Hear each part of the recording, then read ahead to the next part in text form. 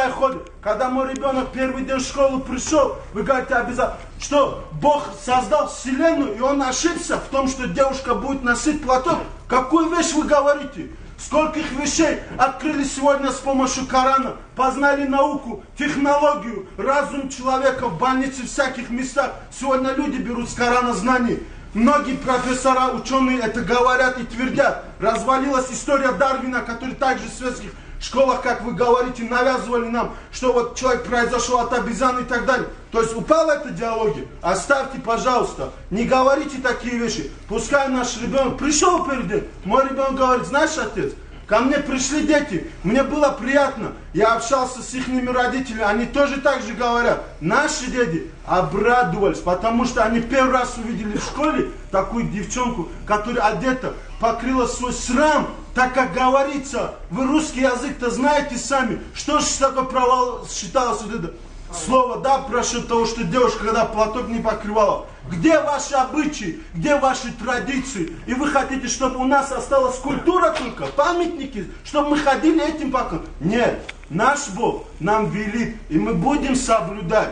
А вы должны нам помочь. Вы обязаны с нами, с народом быть рядом. Вы для нас поставлены там в Госдуме, в Москве, везде. Вы для нас, для народа, чтобы нам помогали, где нам трудно, чтобы нам ставили мостик, чтобы мы могли пройти спокойно оттуда. Понимаете, о чем я говорю? Я вас прошу. И готова вам помочь. Вас прошу. Поможете? Сначала надо было вам посмотреть буквы закона. Вы 300 тысяч мусульман на территории проживаете. Вы ни у кого мнения не спросили, внесли это решение от своего усмотрения. А что вы за людей их не считаете?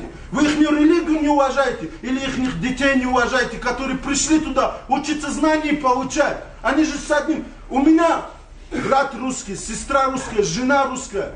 А вы, смотрю на ваш телевизор, как вы там выступаете, как вы говорите, вы разделяете нас. Мой дед кровь, жизнь отдал за эту землю, чтобы мы спокойно, все национальности, все религии жили на этой земле, чтобы мир был между нами. А когда я вижу, как за чтение месяца это все нахлестнуло, нас унизили, нас оскорбили, мы просто пришли, мы обратились, потому что мы знаем буквы закона, мы нашли, нам сказали, нам подсказали, помогли посторонние люди, мы обратились, пришли в прокуратуру, сказали, нарушили наши права. Почему органы, я обращаюсь к вам, почему не зафиксировали нарушение губернатора Ставропольского? Неужели вы не можете против человека, который сидит в кресле, против него сказать, то, что человек, 3 уголовные статьи, я лично сам слышал, 136, 137, 148 статья, нарушение уголовного кодекса.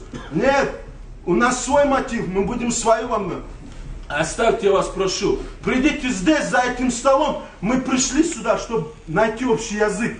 Давайте мы как люди встанем отсюда нормально, с общим языком, с миром и разойдемся. Я вас очень прошу, пожалуйста.